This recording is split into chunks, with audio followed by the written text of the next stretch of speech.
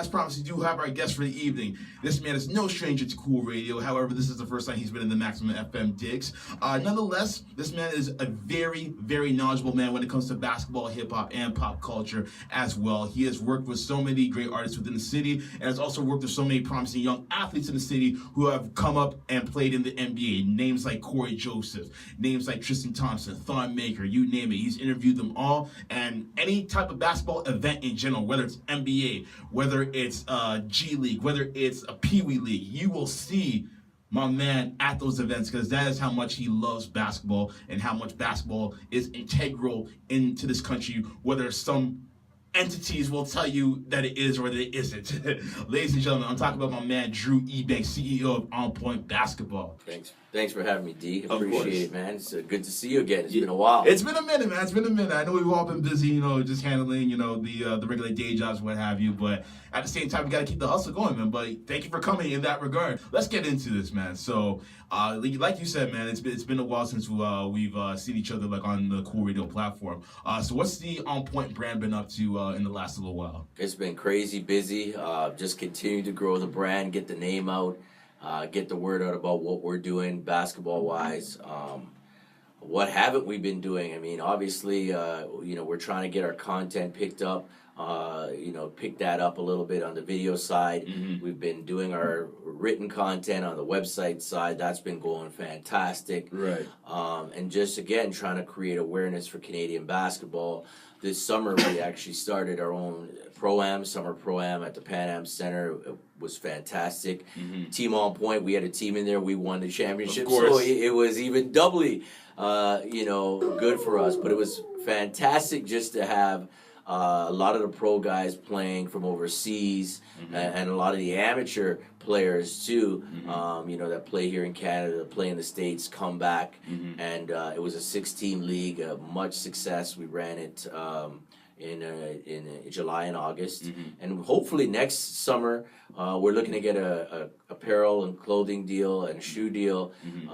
Hopefully one of the companies come on board, and also hopefully NBA and NCAA sanctioning, so we can fill the 1,800 seat area where they have the basketball games there. I want to shout out Ryan Xavier, my partner in crime in that whole venture. And next summer is going to be huge. Hopefully we'll see you there, man. Maybe you guys do a live broadcast from the Pro-Am one night. You already know I'm going to be there, man. Ball is life for me, man. I'm everywhere ever ball happens, man. Exactly. But let's talk about the Pro-Am leagues, actually, because that's one of the questions I wanted to follow up with. So I feel like over like the last 2 or 3 years, maybe, I've seen more of an emergence with all these Pro-Am leagues that happen in the summer, like you have Drew League or a Dickman League. You have Crown League that happens in Toronto. Yep, Same thing with OVO Bounce.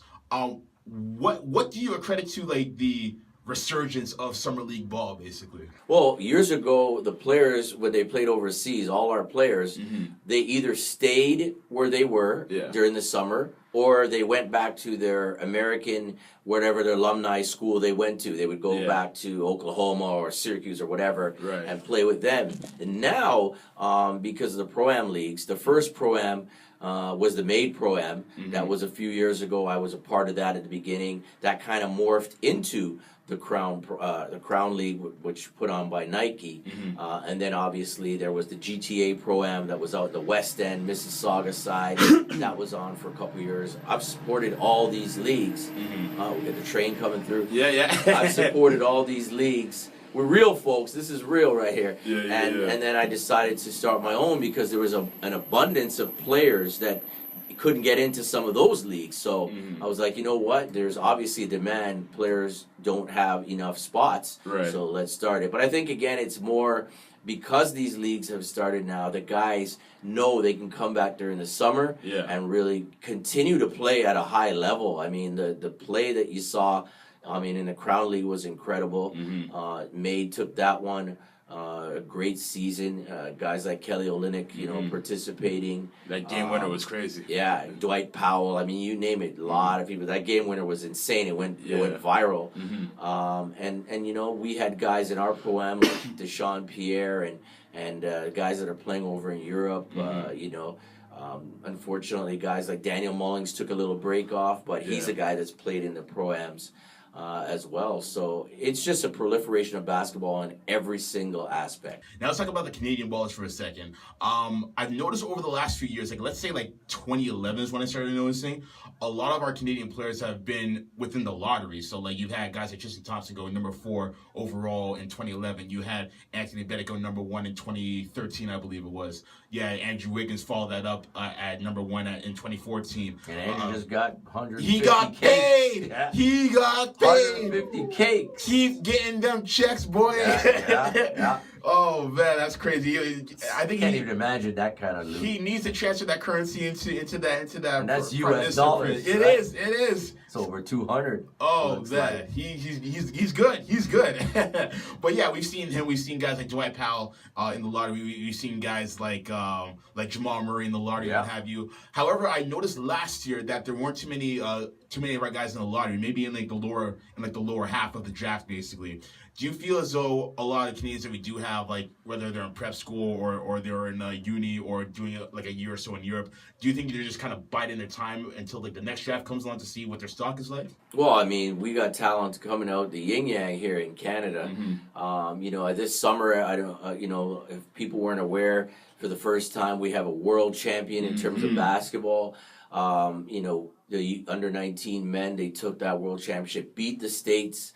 And a guy that was integral in that was R.J. Barrett. Yes. He's the next possible and most likely number 1 draft pick in 2019. He was the leader there. Lindell Wigginton, Andrew Nemard. I mean, that's one of the top point guards. He just committed to Florida. R.J.'s going to announce where he goes on November 10th. That's going to happen in downtown Toronto. They're here. It's sometimes you have that gap between years. Obviously, guys like Kem Birch right now, he was draft eligible a few years ago. Right. He's with the Orlando Magic. Naz Long right now, he's with the Utah Jazz. Right. So you can go down the line. We had Andy Routens and also who else now? Oh my God, so many names I can't even remember. Yeah, like you said, there's so many. Kyle Wiltjer, from Gonzaga. Yeah. They were both with the Raptors. Unfortunately, got let go. But you might see some of these guys in the D League, in the G League, it's called now. The Gatorade's a part of that. So Canadians are in training camps right now. It's a little bit of lull in terms of the first round picks, but you'll see them in the next year or two. You're going to see them again. RJ is going to be right there. When that happens, it's going to be great to see. As for Andrew Nemard, he might take another couple years. He's a point guard, but in my opinion, he's the best passer.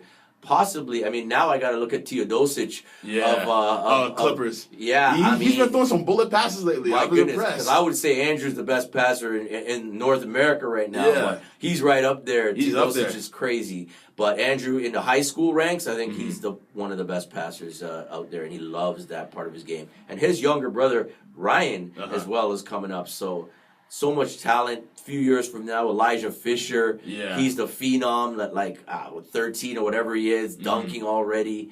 And I got to shout out to the young ladies, Absolutely. Cheyenne Day Wilson, Latasha Lattimore, and you have Haley Brown. She's over at Michigan. I could go. I could go for through days. the list. Yeah. And even the You still got ladies Kia Nurse game. on her come Kia up as Nurse, well. how can I forget? She'll be here. Make sure you're there. December. She'll be in Toronto, a homecoming game. Shout out Kia. We're going to hopefully have her on our podcast as well. The women's game, we push it. We love it. We love to see it. Natalie Achonwa plays in Indiana, plays in the WNBA. Kayla Alexander, I just saw her the other day from a great basketball family. She's playing for the San Antonio team in the WNBA. Right. And we had, 2 years ago, I think there was 4 or 5 Canadian girls and ladies that got drafted, including Naira Fields, who went to UCLA. So both women and men's side are doing well. The women came in 3rd in the World Championships this year, and the men took the gold. So, Canada basketball, as the shirt says, Canada basketball knows gold. Yep, absolutely. Could not disagree with that at all. Love the sound effects, man. We ain't on point here. We ain't playing around, D. Listen, I love me some Josh, man. I love me some Josh. I like sound effects. I like ambiance. I love all that good stuff, man. Just adds to the whole feel of it. Yeah, man. Well done. Thank you. So let's keep it going now, man. We're going to still keep these Canadian, but let's keep things on the NBA front now. So the Raptors are probably one of the only teams in the league that had like a higher place in terms of like rankings and what have you, but that did not make a splash in free agency. We didn't go out and get the Carmelos and the Paul Georges and what have you. Because of that, do you feel like the Raptors have been overlooked in that regard? Well, I mean, it's always a tough sell. No matter what they say, that it's it's not a big difference between guys signing in the States and signing here. There's still misconceptions. Right. Taxes. There's differences.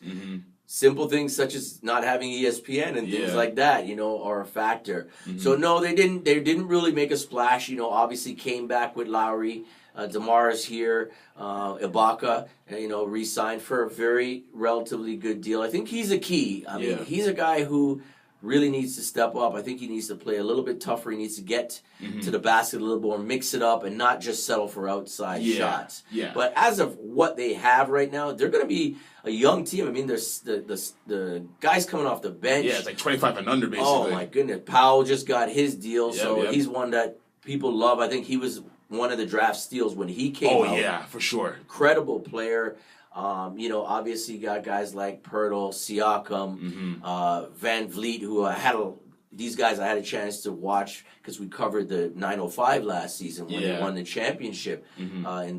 As then it was called the D-League.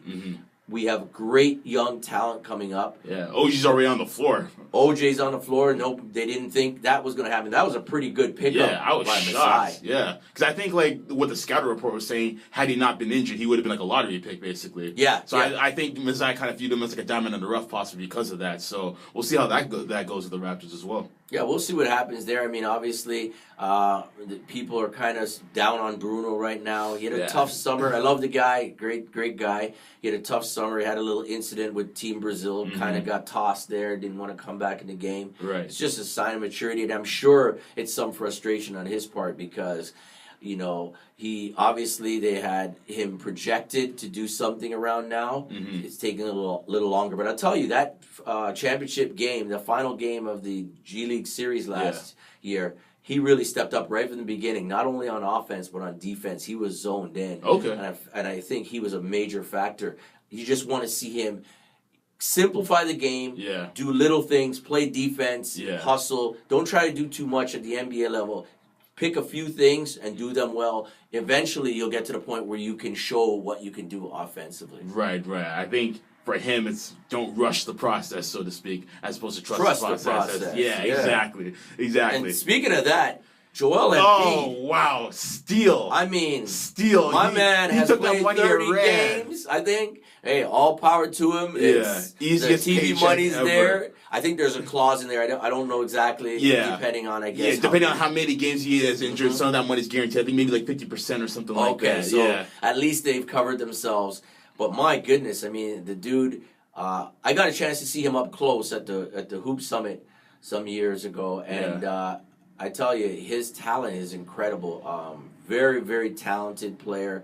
I wanted him to get back. I want him to be playing because not only does he have great skills on the court, but his charisma. I love his charisma. He always has something going on. Whether he's, I don't know, he's DMing like hot chicks or whatever. You know what I mean? It's just like he brings it. You know what I mean? Yeah, he brings the entertainment factor. Yeah, you love that. To me, he's like the most charismatic big man I've seen since Shaq back in his Orlando days. Like I haven't seen that much charisma stemming from a big man since him. Yeah. So it's very refreshing to see. What other big man? I mean, Dwight Howard isn't like that. He's more sedate. He used to be like that. Actually, he used to have a little fun. Yeah, back when he was in Orlando, like back when he was having the good years. I think the criticism kind of sullied his attitude, jaded him a bit. It did definitely. Because you know what? He got ragged on because he was smiling a lot. Yeah. So I think that changed his attitude because everybody was like, oh, this guy's not serious. This cat ain't serious. He's always smiling. And he was just like, well, I'm having fun. Yeah, that's his personality, which I really hate. And I feel like it stems to maybe like a stereotype towards black men in particular. Maybe I'm looking at it from that perspective. Whereas like black men are supposed to be hard and rigid, and we're supposed to be like Sports overly guys masculine. are supposed to be, black, white, whatever. Whenever you're a sports guy, you're not supposed to be smiling and having fun, right? Exactly. But maybe because he's even a bigger dude, that they, even more emphasize that part of it. I guess because he wasn't winning titles or whatever, that's what people held against. Because Shaq smiled a lot, but he won titles. Right. Magic smiled a lot, but he won titles. So it's because he didn't have that hardware with him. It's like, whoa, you should be more serious. It's just like, he's a player, but he's human first. You know what I mean? So it's like, I know he does some stupid stuff, but like, give and take. You know what I mean? Yeah, it's always give and take. You got to forgive guys. I mean, I'm hearing like the stories out of Atlanta, like the players were happy, when he, when got he left. moved and when he left. So, I mean, it's I don't know. People are never satisfied. I think big men, having played point guard, they always get the short end of the stick. They never get the rock when they really want it. Yeah. And then they're supposed to make the big block or get the rebound. Yeah. And if they don't, then, that's all their fault. it's tough. It's tough. Exactly.